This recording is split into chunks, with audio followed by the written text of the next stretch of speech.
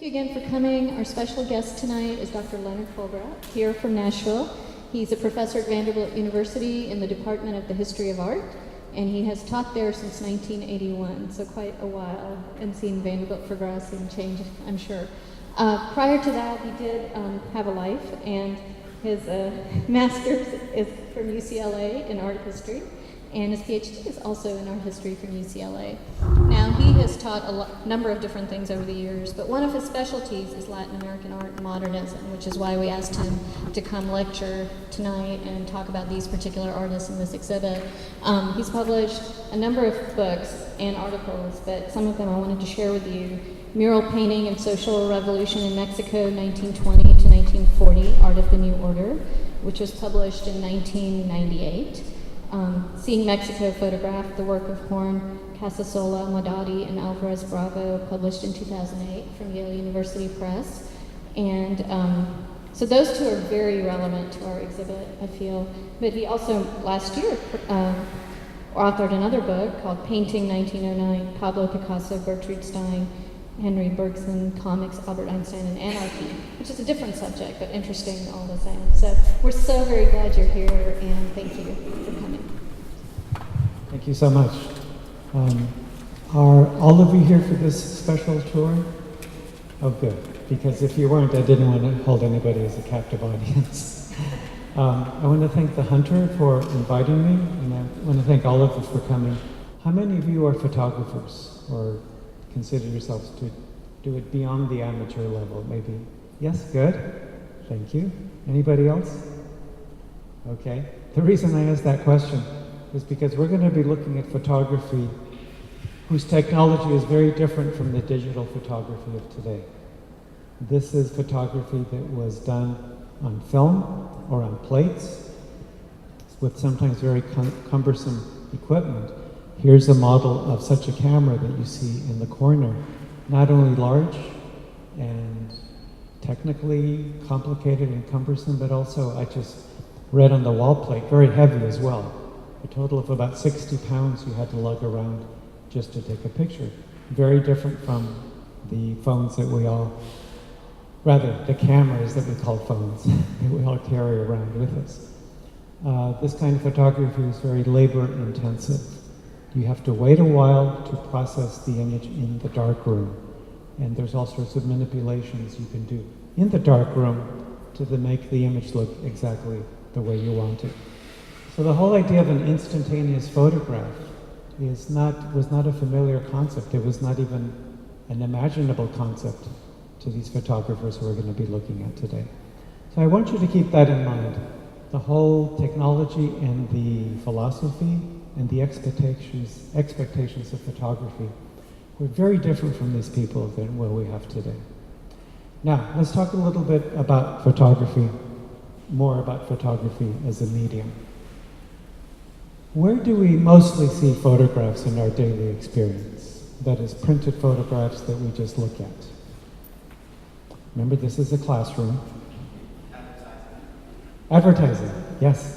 That's certainly a major place where we see photographs. Where else do we see photographs? Magazines and newspaper. Those kind of media use photography to propose to us a certain level of truth about what we're seeing. And we all know that because a camera is a mechanical device, it's a lens that's in front of a subject like a portrait or a still life, that one of its assumptions is that it tells us the truth in advertising. Although sometimes not so truthful in advertising. When we see a photograph in a newspaper, we want to know who that person is or what that place is. We trust photography to have what we call a documentary value, that it's an agent of truth. And we trust it completely. We think, all right, that has to be right, that has to be truthful. On the other hand, photographers of the kind we're going to see today are very capable of, let's call it, adjusting or manipulating or taking artistic license with that concept of truth, so that the ultimate image is an image that is as highly controlled, highly manipulated, highly controlled as any other art medium, such as painting or sculpture. And that's what interests me about photography. It rests in that happy medium between complete objectivity and complete subjectivity due to all the manipulations and adjustments to reality that you can make in framing the picture, in exposing it in the dark room, and in printing it. And I can think of no other medium, to tell you the truth, that rests exactly in between pure objectivity and pure subjectivity. Painting, for instance, is much more subjective. It has less pretensions about telling the truth. Sculpture as well. So photography has that power to pull us in both directions and to set up an interesting tension so that finally we can look at an image and get very involved in that middle ground between objectivity and subjectivity and ask, what is going on? What is the photographer trying to say, trying to depict? So I want to do some of that today. I want to get into the image, into the mind of the photographer, to see what makes photography unique as a medium and what makes these images very, very interesting. Okay? So, as you know, this is about Mexico. Most of these images were taken in the 1920s and 30s. This is a period in Mexican history that is after a major social and political event that happened just a bit earlier. What event am I alluding to?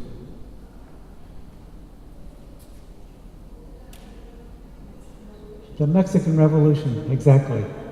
Yes, one of many. And since you know the name of the revolution, do you happen to know the date as well? Okay, any wild guesses about the date of the Mexican Revolution? Okay, 1910 to 1920.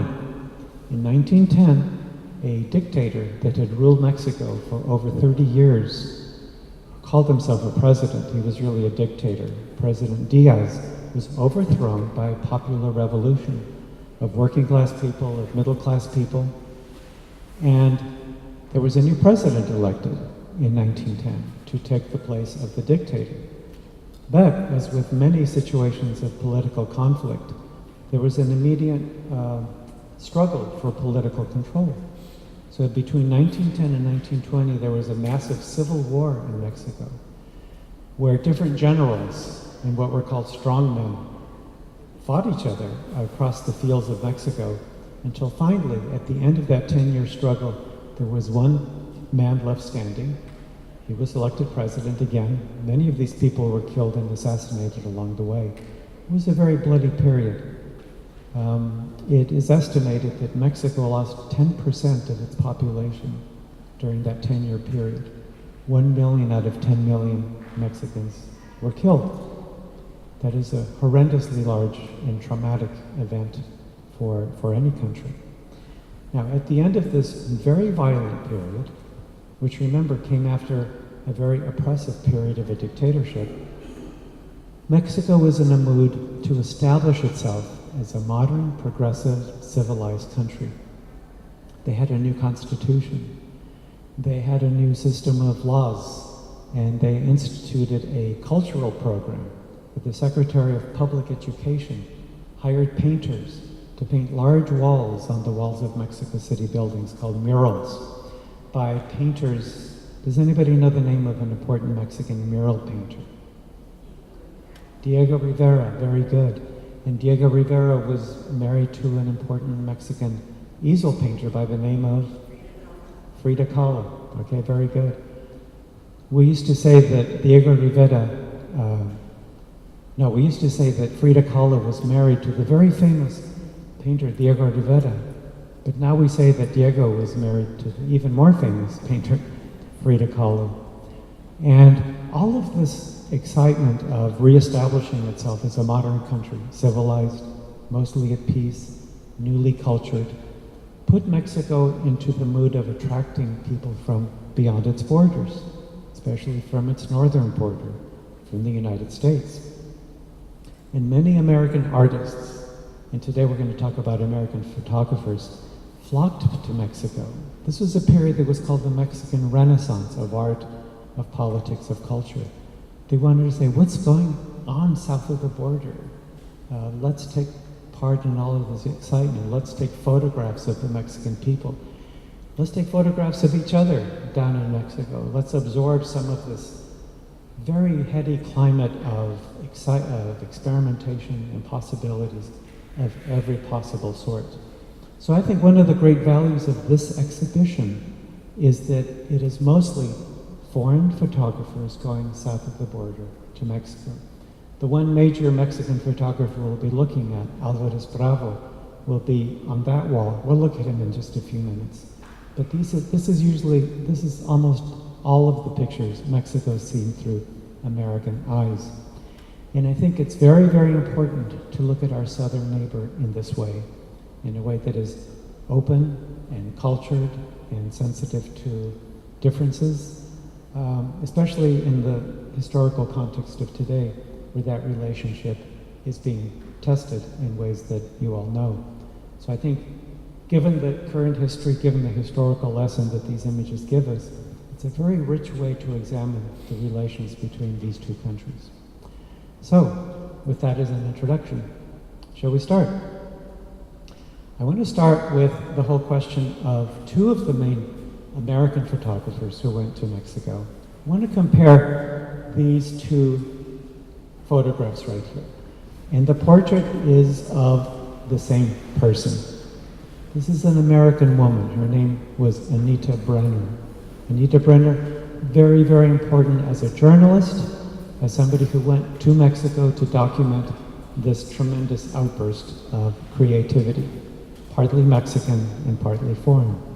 This is the same person, Anita Brenner. The photographs are by two different people. By the American photographer Edward Weston. Weston, whose importance in American photography is vast. He is a great master of the medium, with the pictures that he took north of the border, but the ones that he took in Mexico are very interesting as well.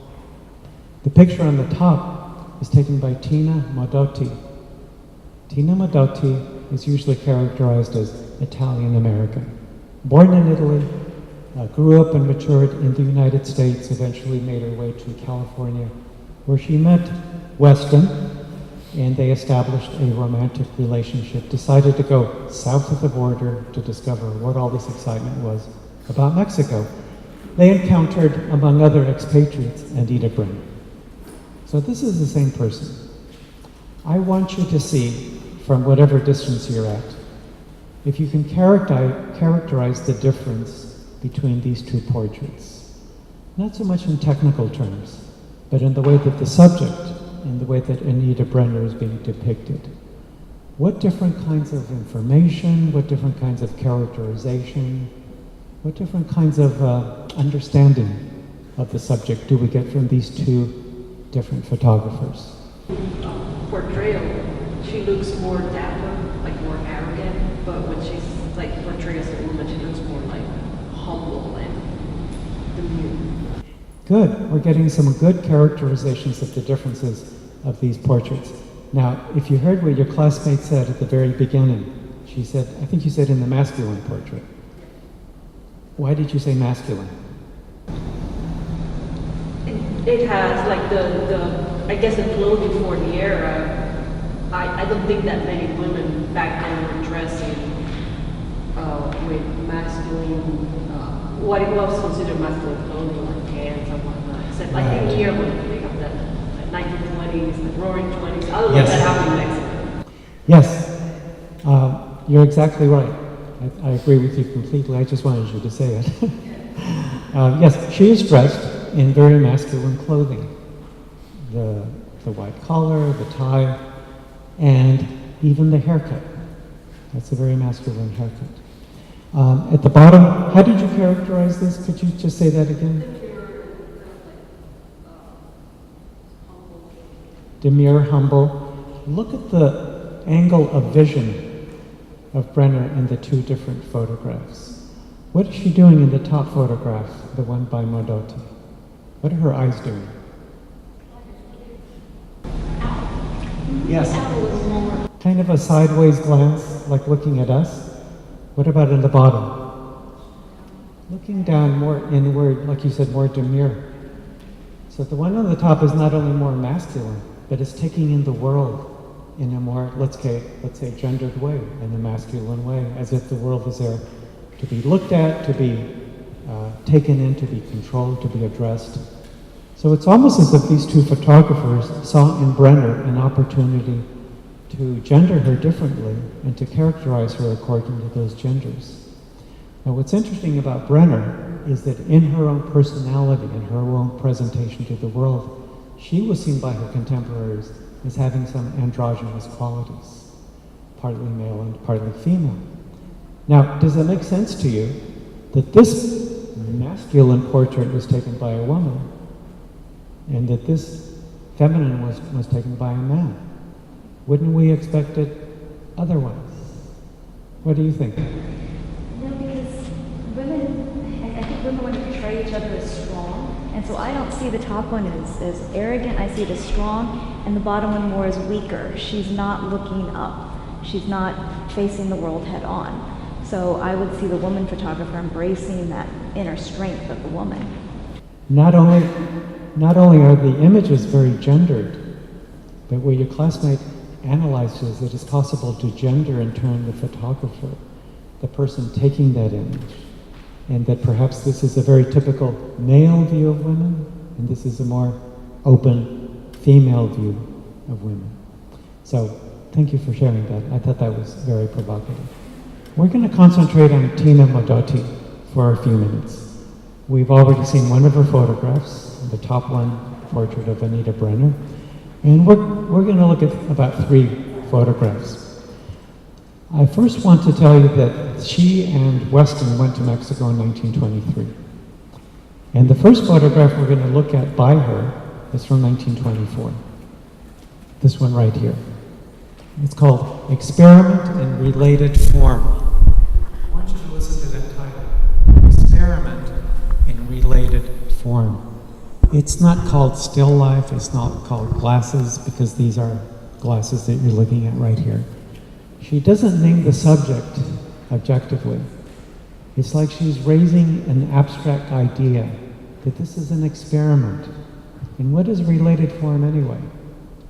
She never mentions the subject exactly what it is. She wants us to think of it as an artistic experiment.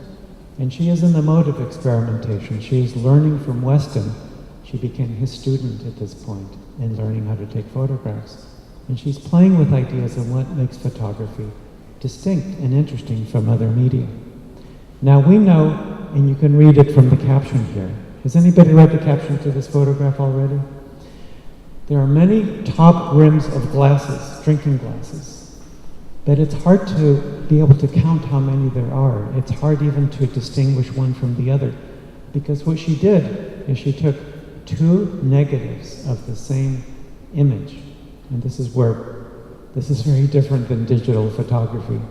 2 negatives, sandwiched them, that is, put them one on top of each other, and then shifted those 2 ever so slightly, and then put those on top of the paper, the photographic paper, and made the impression on the paper. This is all darkroom talk, I'm sorry if it gets too technical. But it's a way of looking at a very objective object. That sounded redundant, an objective object. Glasses, and then doing something to turn the tables on that whole concept that photography always tells us the truth.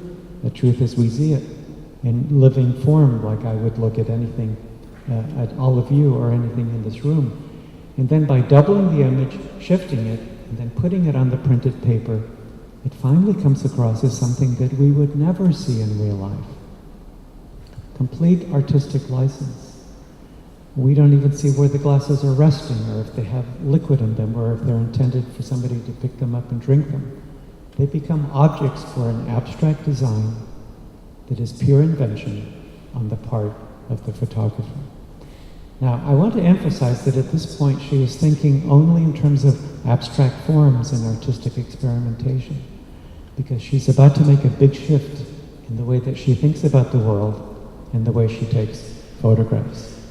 And that big shift is going to take place with this photograph over here. This happened to Modotti in those 2 years, as she has become fascinated with the working class struggle of Mexico. The struggle that had a large role in overthrowing the dictator Diaz in 1910. She becomes very interested in socialist politics. She starts reading socialist and communist writers like Karl Marx and Friedrich Engels. She becomes very passionate about the plight of what are called the underdogs all over the world, but specifically in Mexico. So she has a camera, and on May Day, which is, you know, internationally celebrated as Workers' Day, Working Class Day, she happened to be looking down from the balcony on this parade of workers. Now, interesting, at this point, she doesn't call it experiment in related form. No, it's not an abstract study in form. It's a study in human content. She calls it Campesinos. Campesinos is a Spanish word that means what? Roughly translated? Farmers, people of the field. Campo is the field. So campesino would be farmer, or peasant would be a rough translation. And the subtitle is Workers' Parade.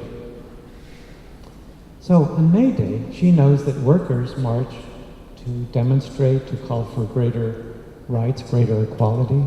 She's fascinated by that whole concept. So she stands on a balcony, looks down at these workers, and takes this picture. One thing I have to tell you about this picture, which may not be easily seen from where you are, is that she purposefully, but very slightly, blurs the focus. It's what in photography we call a soft focus, so that the edges are not sharp.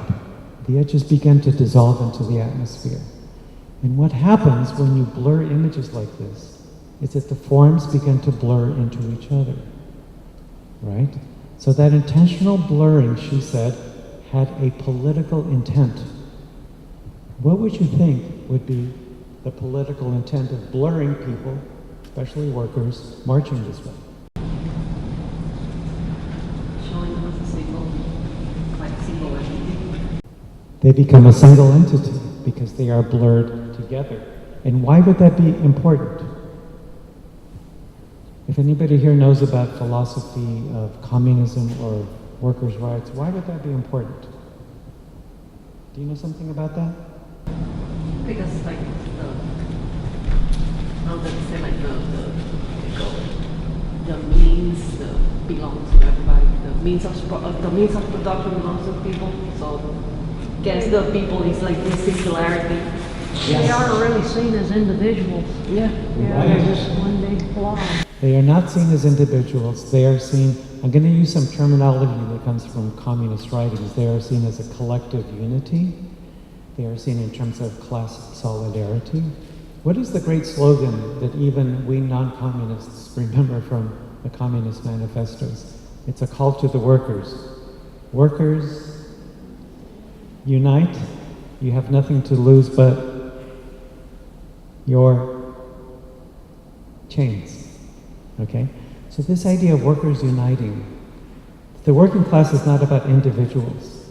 It's about a solidarity. Now, I'm impressed that in a room full of non-communists, you all knew the first part of that slogan from the Communist Manifesto. That's very interesting. Okay, so the blurring is intentional. Look what they're wearing on their heads. Sombreros, hats. They are all the same kinds of hats. It's another way of establishing unity, solidarity. We don't see their faces. Why didn't she stand in front of the marchers and take their faces? Why does she think that this is a more powerful political comment than standing in front and taking their faces? That's why you're seeing the hats, you're actually seeing the class. That's right. Let me repeat what your classmate said. By seeing the hats, you're seeing the class. If I were to take a photograph of all of you right now, and I'm just making a mental one right now, and I would see it later and I would see this gentleman's face right here, I would say, well, that gentleman has a very specific appearance. He probably can be identified with a particular name. I can find out who he is as an individual. But once you find out an individual, it could be you, it could be you, it could be you, that individual is separated from the class. To identify an individual is to weaken the concept of a class, is to weaken the collective. See, this is all very deliberate. Let me read to you 3 quotations that critics said about Modotti at this time. And I think that it begins to apply to this photograph. The first critic says, she loves people, masses of people, and particularly their congestion in mass movements. Another one said, she has been inspired by social scenes and by the movements of crowds. And the third one, all of her photos are swollen with the pain of the masses. These are three different writers. They're all responding to her, especially this photograph. They seem to be understanding what her point is. Now, before we leave this photograph, let me ask you, that this photograph has been criticized on political terms because of the angle from which she is taking the picture.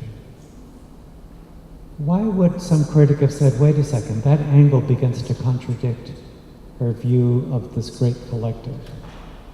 Why She's do you think? looking down on them. She's looking down on them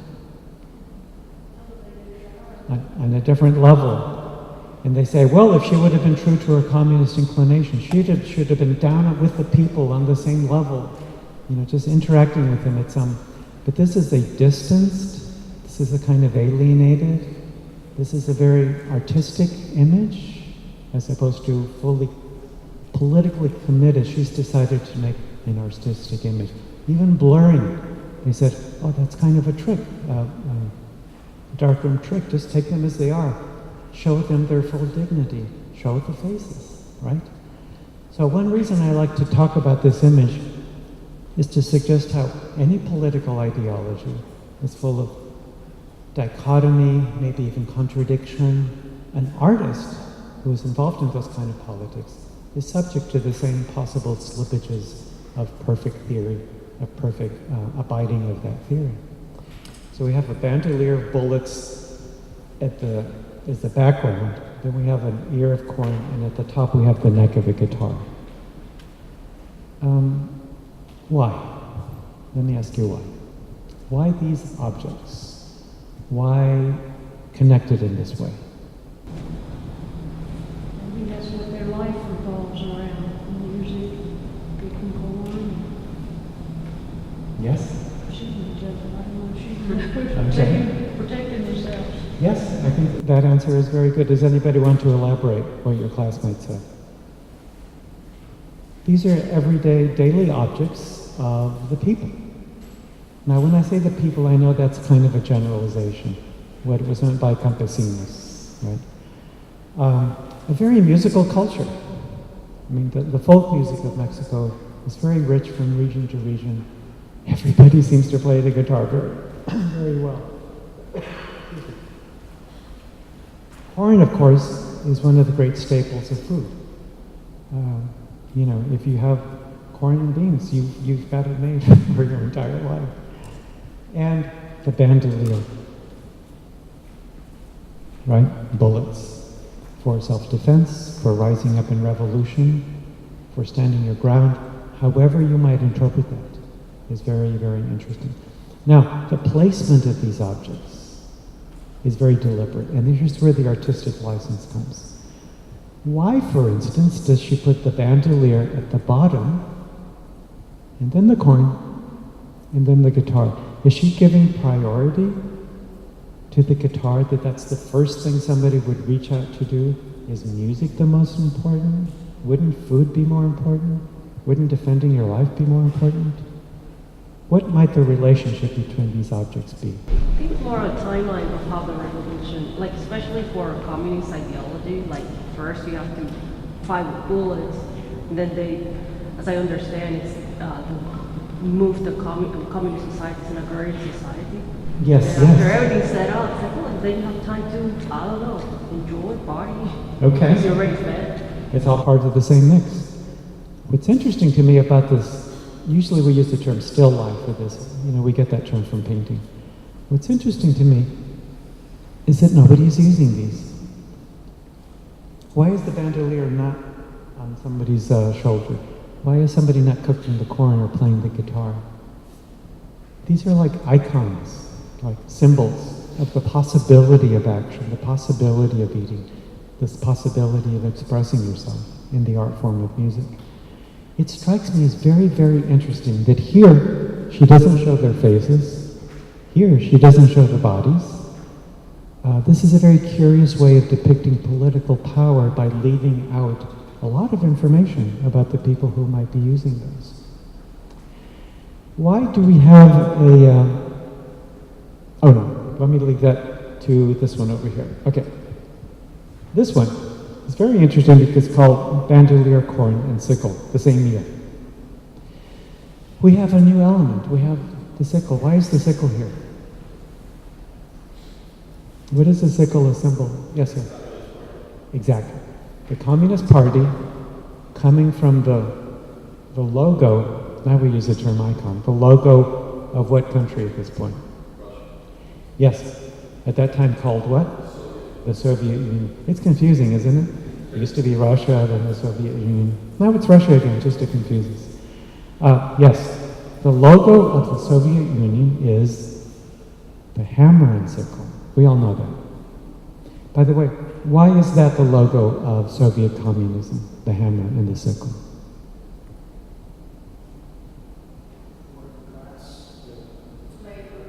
Yes. Exactly. Working class, but the distinction between two kinds of workers, as your classmate said. The hammer belongs to the urban working class, otherwise called the proletariat. The sickle by which you cut harvest is the farm worker. So the union of the working class is the logo of Soviet communism. Mexican communism was dictated to by Soviet communism at this point. It was called Communist International. Some of you may have heard of Comintern, Communist International. So here's Modotti as the true believer of communism in Mexico. She puts in the sickle. She does not put in the hammer, which I think is very, very curious. Is she challenging that union of the Soviet logo? Is she not tied into the fate of the urban proletariat? This is pure speculation on my part. We know that she knew about the logo, and we knew that she left the hammer out on purpose. Now, apart from the sickle here, how is this image more complicated than the one on the left, than this one? How is it more complicated? She's doing something different with those objects. Kind of intertwined. Yes. Remember how I described the objects on the left? And I did this on purpose. We professors, we manipulate our students to get them to think certain things. I said at the bottom is the bandolier, on top is the corn, on top is the guitar. So we get three distinct layers. I wanted you to have that in mind to think, wait, these are not three distinct layers. What was your term? Intertwined, kind of like when you weave a basket. Yes, intertwined. And if you could have seen your classmates' body language, you would have understood just what you meant. The sickle is both at the very bottom and at the very top. The corn is on top of the sickle, but under the bandolier. The bandolier is beginning to twist. There's a lot of complications, manipulations, reconsiderations of how things relate to each other. Could it be that life, communist theory, is not that simple? It's full of interweavings. It's full of different relationships with different parts of the icon, of the logo. Gone is the guitar. Now it's the sickle. She did this in the same year. I should say that there's a sequence between these two photographs. She made them roughly at the same time. We don't know which one she made first, so it's hard to tell if she was changing her mind. But she's thinking through, at a very deep level, who am I as a communist? What is Mexico? How do I, as a foreigner, as an Italian American, see Mexico in this way? And how can I use photographs to carry that across? How can I crop this so that the handle of the sickle is not shown? If you don't show the handle of the sickle, what might be happening to the sickle at that very moment that you're looking at this photograph? Who is the handle pointed toward? You, the viewer. We don't know from this picture if your hand is not holding the sickle, right? Somebody may say, oh, it would have been more interesting if she would have shown everything. But by cutting off the handle, it becomes provocative. Are you holding it? Are you going to take it up? Are you going to use it to cut the grain, or are you going to use it as a weapon? These tools were turned into weapons during the revolution. So even the deliberate decision to crop it here, to layer the objects in that way, very, very deliberate. Any questions about these? Because we spent a long time on these 3 photographs by Madonna. The loss of the musical instrument kind of leads me to believe there's a loss of some joy in life. Yes, the fact that it's not Yes, there. it's not there. That substitution might mean that you're making a decision, a political decision. Alvarez Bravo is the best-known Mexican photographer ever. He is so dominant a figure in his medium, in his country, that is usually used to define the history, the modern history of photography in Mexico. He really is that dominant. If some of you are interested in him, there's a lot of books, monographs on his work. We're just going to look at one, because it is so different than the highly political images we've been looking at. Bravo was not a political person, at least not overtly. He didn't belong to any party. He was more interested in the complications and the meditations of psychology. He was partially influenced by a European art movement called Surrealism. Some of you have heard that term. Surrealism was concerned with the operations of our psychology. It's 2 main levels. Our conscious level, when we're awake, when we're making sense, when we're being objective, and then the unconscious, where all of the craziness of our psyche gets bundled up, mostly expressed during nighttime when we're dreaming, especially nightmares. I'm sure that all of you don't have to make any confession today, all of you have completely crazy dreams, right? You think, how can that be happening? That's completely, I'm glad I don't live in that world, right? Well, surrealism was influenced by Sigmund Freud, the Austrian psychoanalyst, who said, it's in our unconscious where the truth of our psyche lies. We're always trying to control it, we're always trying to behave well, we're always trying to rationalize away all the craziness of our dreams. But he said, no, it's in that deep inner content where the reality, our psychic reality, lies. And Alvarez Bravo was very interested in Sigmund Freud, theories of psychoanalysis. And he took a photograph of a friend of his. This is a woman, poet and artist in Mexico. And he called it the portrait of the eternal. Listen to that. If you said that to somebody, a very common reaction might be, what is that? First of all, what is the eternal? And what is a portrait? What does the eternal look like? These don't have objective answers. They don't have conscious answers. You have to delve into the unconscious where things are sometimes contradictory, irresolvable, but you cannot make sense of them. So what is this woman doing? First of all, this is an odd photograph, because don't most photographers want a very well-lit scene where you can see everything very clearly? There's so much shadow here. All of this is very, very dark shadow. Where's her face? Most of her face is in shadow. The only details you can see of her face are the nose and the mouth. By the use of the shadow, he is dividing her face into 2 parts, in the same way that Freud would divide our psyche into 2 levels. And what is she doing? It's not clear from the photograph, but she seems to be looking at her hand. What she's really looking at is a small mirror. She's looking at a reflection of herself. Now think about that.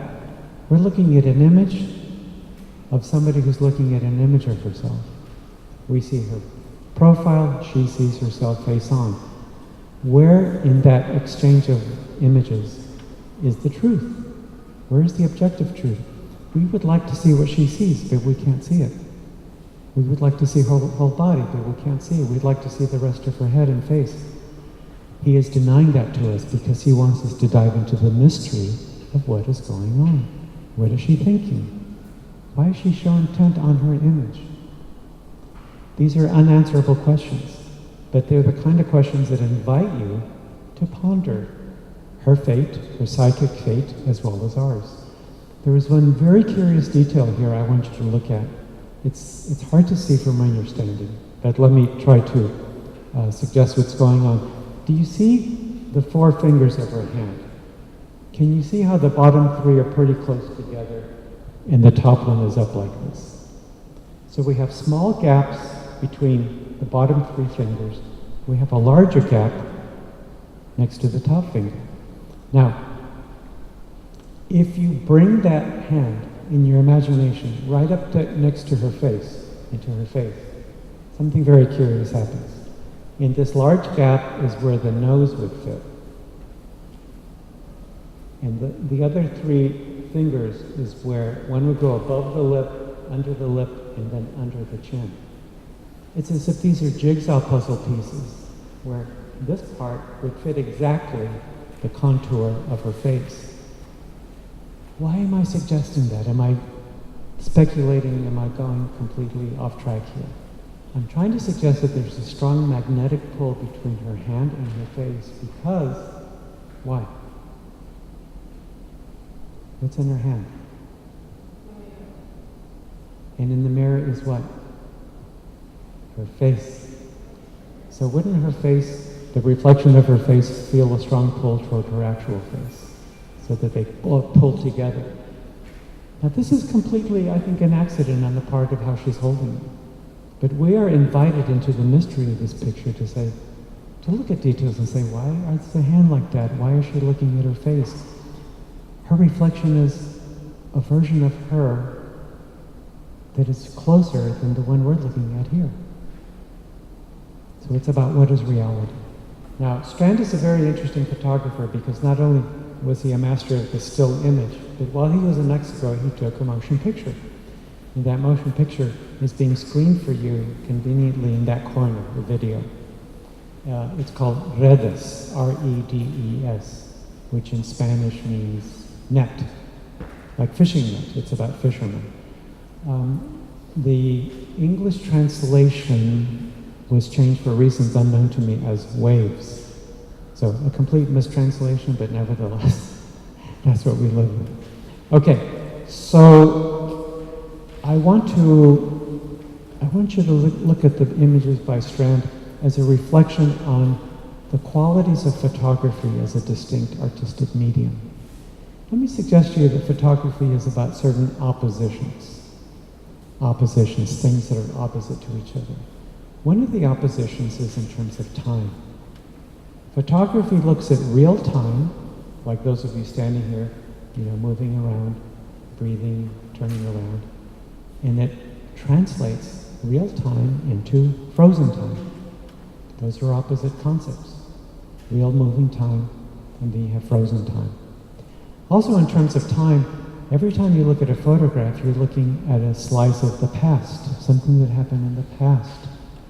But that image that was taken can only be viewed in the future of taking the image. So different kinds of oppositions. A 3D world, a flat a 2D image, frozen versus moving, past versus future. It's all very confusing, but it's all very rich conceptually. So I'm going to suggest that Strand understands that that's a basic concept to his medium, photography. And he takes a picture like this. It's got a very straightforward title, Men of Santa Ana, which is in the state of Michoacan. So, let's think about oppositions. And please tell me if you see any oppositions happening in this picture, like one opposite thing juxtaposed against another. What do you see? In the back, I think you see something, right? One standing, one sitting. Yes. It's a positional opposition. Okay, standing versus sitting, you said? Hat, no hat. Yes, let's get some more. Arms folded. Yes, again, the body line of the shirt helps. Crossed arms, which is a very defensive posture. Hands behind, a bit open. What else? Wall, no wall. Okay. This guy is leaning against a wall. This guy's leaning maybe on a 90-degree angle against around the corner of that, but not on the same wall. Anything else? This opposition is so straightforward that sometimes it's missed.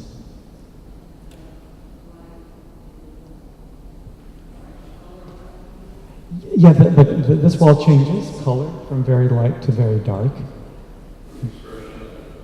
The expression of the faces, can you tell us what those are? You're welcome to come up a little closer. One's more neutral, one's very angry. Yes. I would say that this guy looks very, very, I don't know, distraught, worn down by life. This guy's a little more open. He seems to be looking more directly at us. What is the major difference that nobody's noticed that is perhaps too obvious not to mention? Old and young, yes. Now, just notice how many sets of oppositions we just mentioned. I lost track, maybe 6 or 7. Why do we see a very old man? Oh, one thing you can't tell because of your distance is just too hard. The older man is wearing very tattered clothes. You can see some rips here and there. This guy's wearing pretty new clothes. Maybe a metaphor for an older man and a younger man.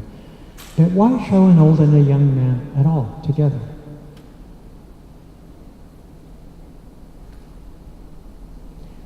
When the young man gets to be this age, will he be in the same condition, the same social class?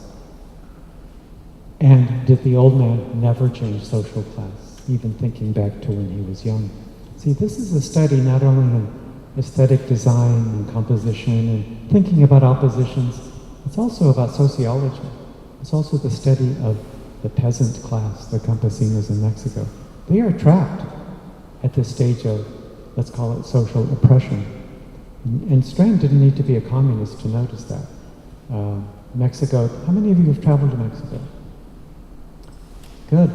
And you know that it's the cliche, it's a nation of contrasts. You can be walking around in a very rich neighborhood in Mexico City and have to step over the countless homeless and terribly hungry people. You know, it's a study in contrast.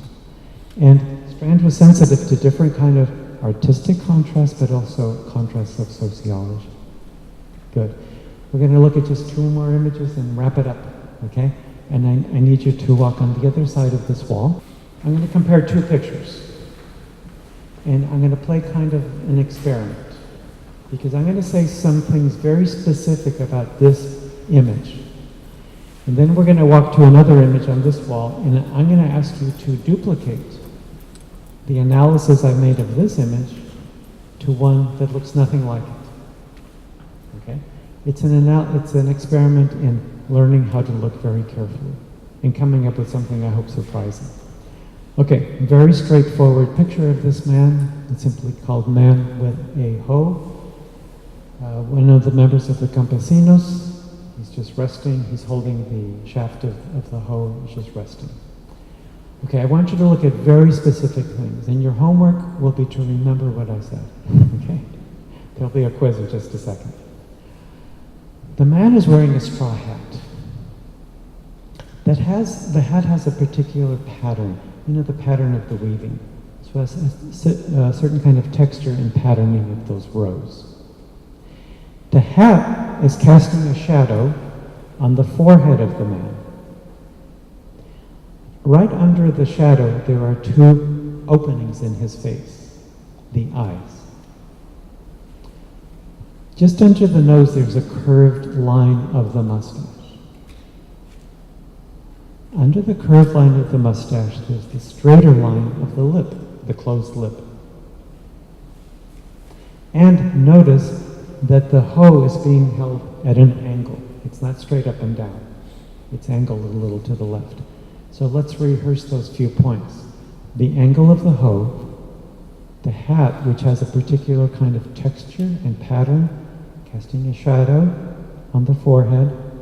Underneath are 2 dark openings that we call the eyes. There's a curved line of the mustache and then a straight line of the lips. You all got that? Okay, good. Let's go over here.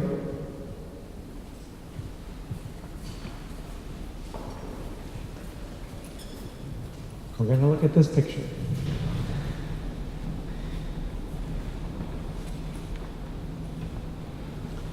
So, Do you know what I want you to see? Yeah, yes. Yeah. You had that look of, oh, I got it. Okay. Yeah, I see the roof casting a shadow on the building, and openings, the doors and windows. Yes, yes. I see other horizontal lines, and then I see the pitch of the building adjacent is sort of diagonal. What did you see? The hair with the wing, the shadow, the eyes, the mustache, the mouth. Yes. I don't see the. This line right here is a bit of an angle. I'm taking certain liberties. But let me repeat for those of you who didn't see it. Okay? The thatched roof, very much like the straw hat of the man. The shadow being cast on the forehead of the building. The two openings, the eyes. Just below the eyes, there's this curvy form that rests right on top of a straight line. And then we have the angle of the hoe. So what is going on here? This is completely unexpected. Now what seems to be happening, and I underline seems, this is pure speculation, this is what we call, artistic analysis, is that it seems that Strand, when looking at one subject versus another subject, may have unconsciously, in his mind, carried with him a certain way of organizing the world that made sense to him. Right? Like a form that casts a shadow over two. Why didn't he crop it here and cut off one of the doorways? Right? Why didn't he crop it off so we didn't see that angle?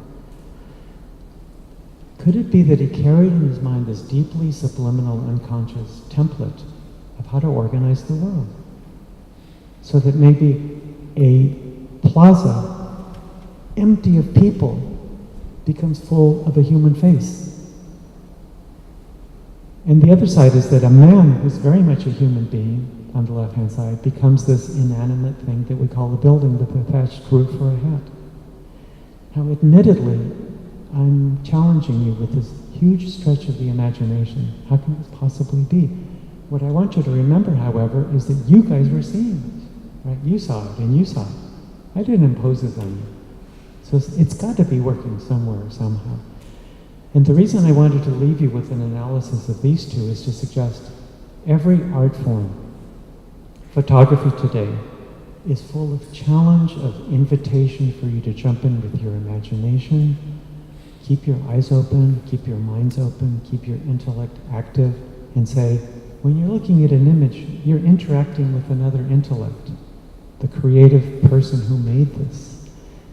Either they knew what they were doing consciously or they didn't know, and it's all unconscious, right? But nevertheless, it's human activity happening right in front of your eyes. You have this great opportunity to interact with the world, even with somebody who's no longer alive, whose place is far away. We're all part of the same cultural, intellectual, human universe. This is our chance to be enriched by these experiences and just partake. And that's why art museums in general, the Hunter in particular, do this wonderful social service. Where else can you have such an experience, right? Especially in front of the original artworks.